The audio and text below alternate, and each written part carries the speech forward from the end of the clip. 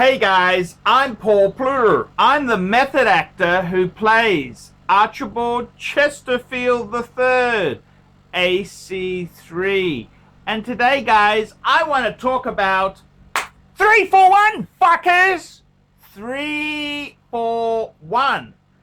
What am I talking about? I'm talking about quick wristwatch check. I'm wearing a Rolex Daytona two-tone fuckaroonies.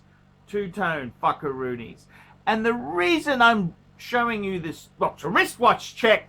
Fuckers, I invented the genre, the wristwatch check.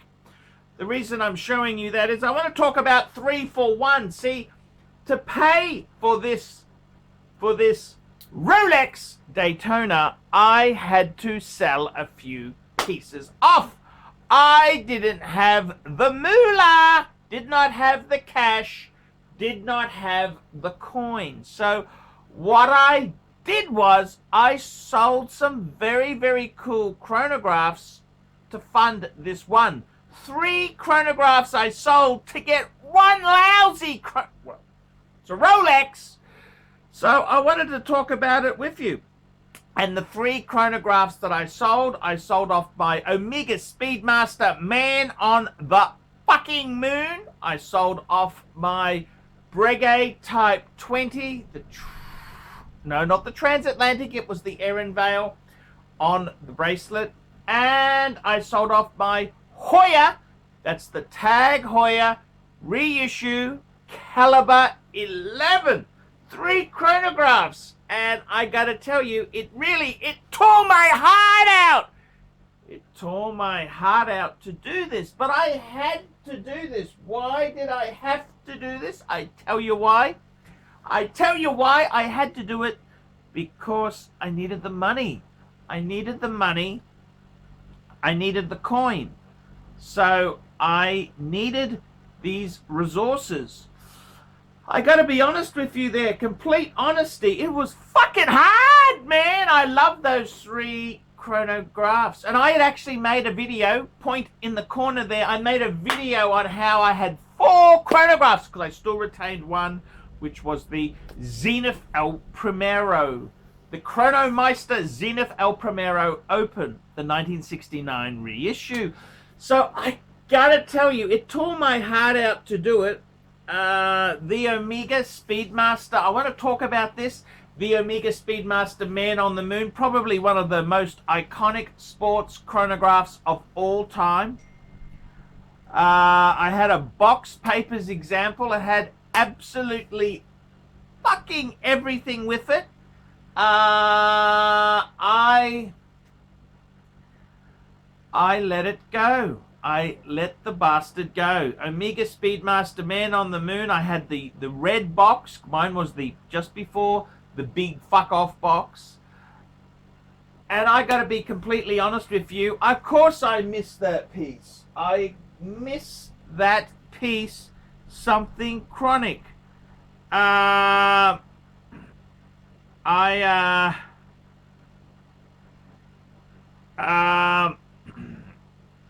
You know, I'm just saying to you, it was hard yakka. It was hard yards, man, because I gotta be careful, man. I don't wanna, it was iconic. I'm originally tied up ArchieLuxury Omega. Man on the fucking moon! Man on the fucking moon, the moon watch. Everyone associates it with me. The man on the moon, man on the moon, man on the moon.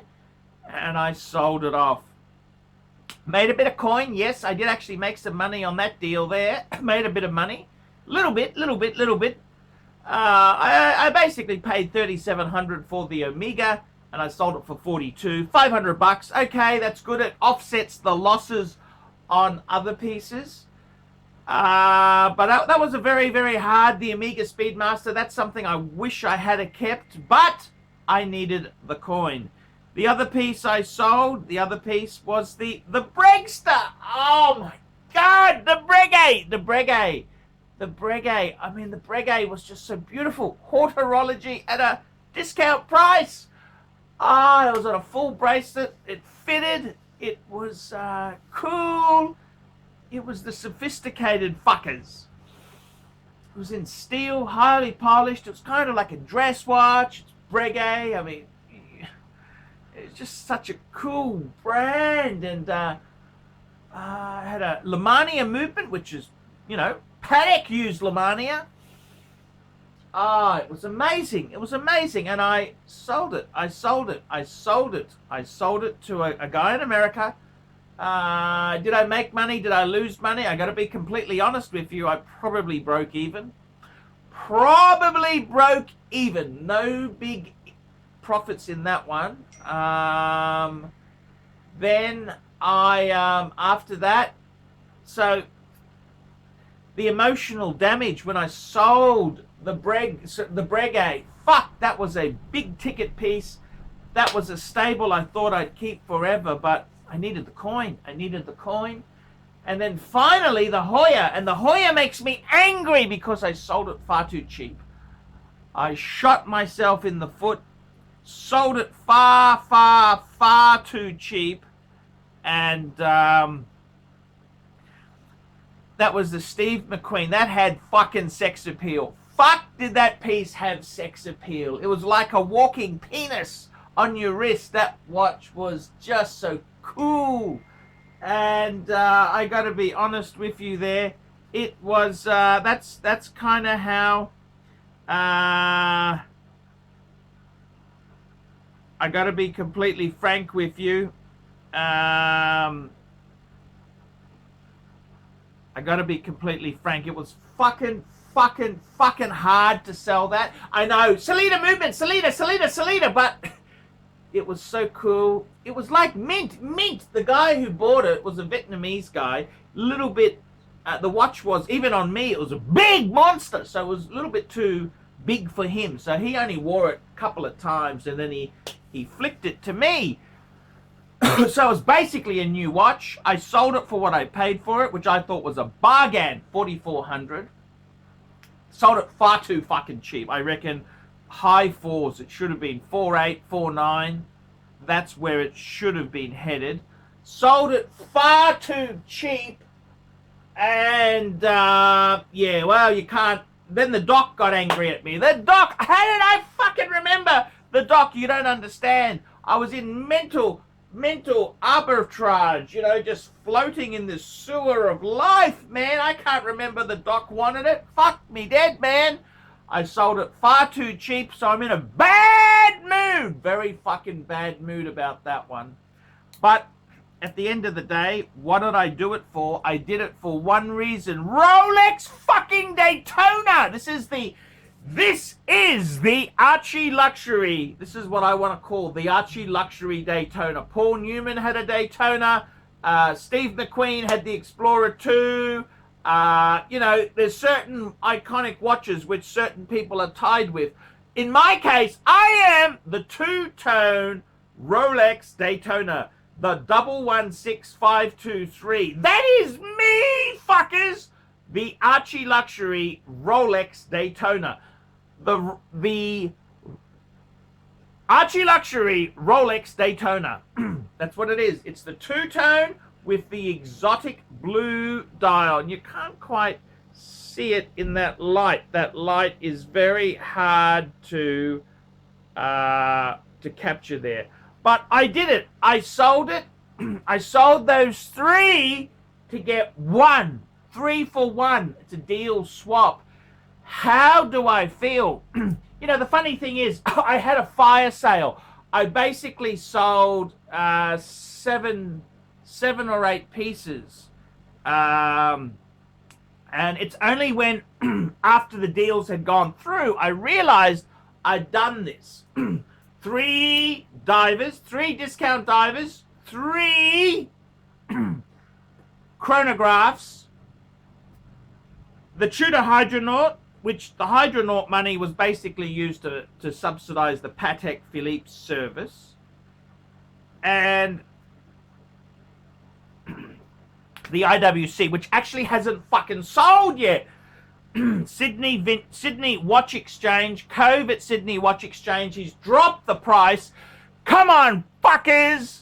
if you're interested in an amazing piece of watchmaking, go and chase that up. It's a great piece. Box papers, serviced by IWC. How fucking much more can you get than that? Absolutely perfect. I've got to tell you the truth there. I just can't believe the absolute fire sale went through. It's happened.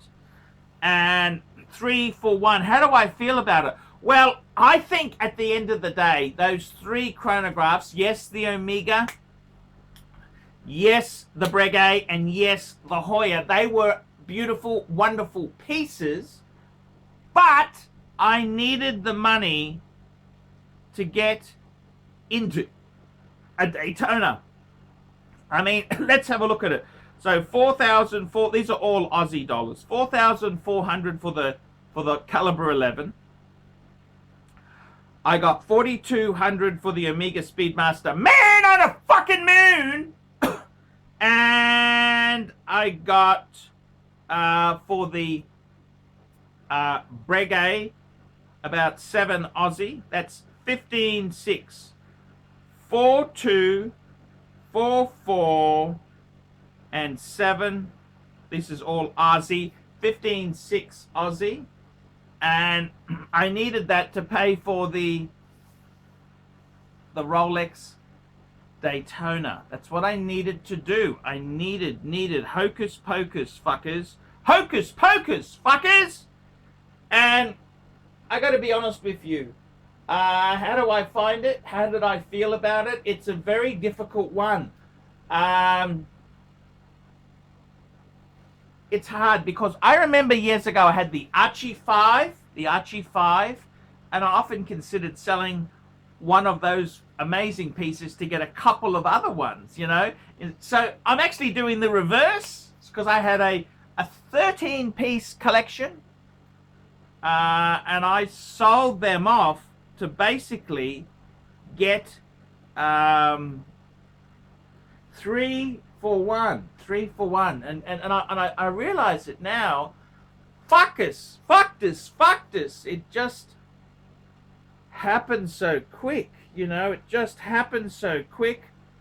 I made it happen. The deal's done. It is all over, Red Rover. It's all over. How do I feel about it now? Looking back, I'd have to say, in all honesty, all things said and done, yes, I sold the Hoya far too cheap. Yes, the Breguet is going to be impossible to replace. But I'm so happy to be in a two-tone, the ArchieLuxury watch, the two-tone Daytona with exotic blue dial. I had to do it. I had to do it, fuckers. I had no other choices. I had no other choices. So, yeah. I'm kind of contemplating. It's an interesting thing after the fire sale. Whew, it happened. I just can't believe how I kept my cool and everything was okay. Yeah, it's a strange feeling to explain. It's very, very strange to explain how you feel about it. But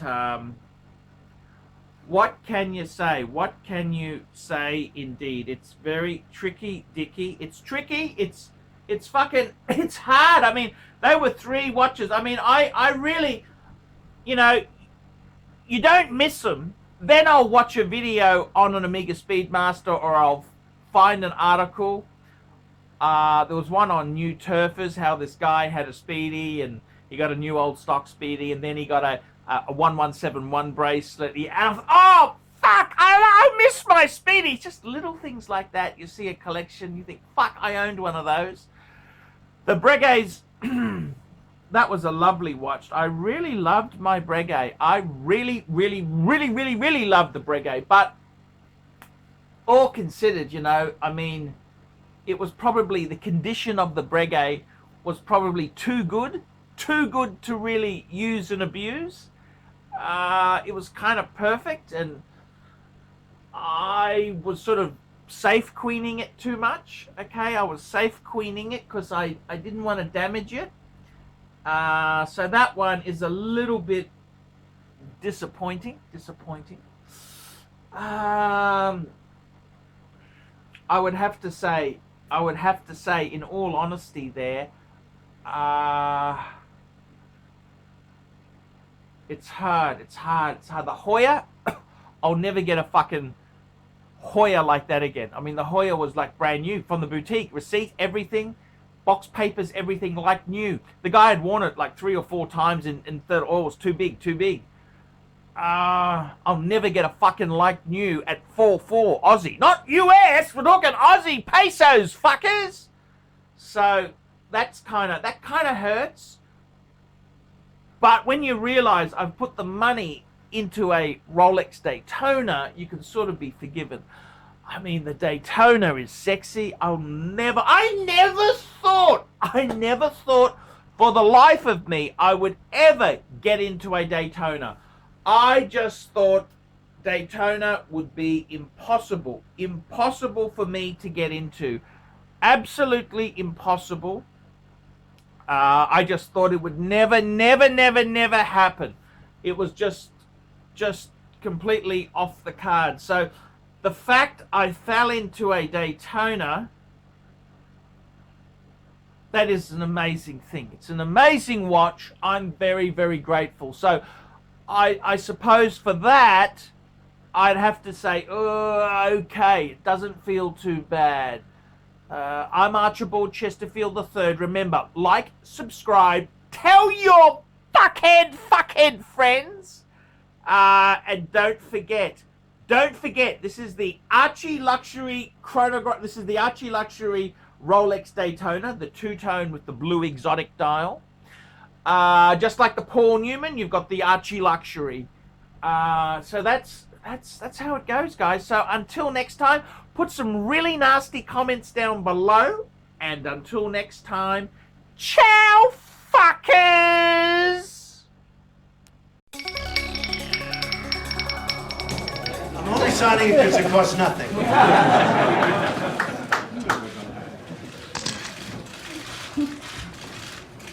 So this is the congratulations to everybody.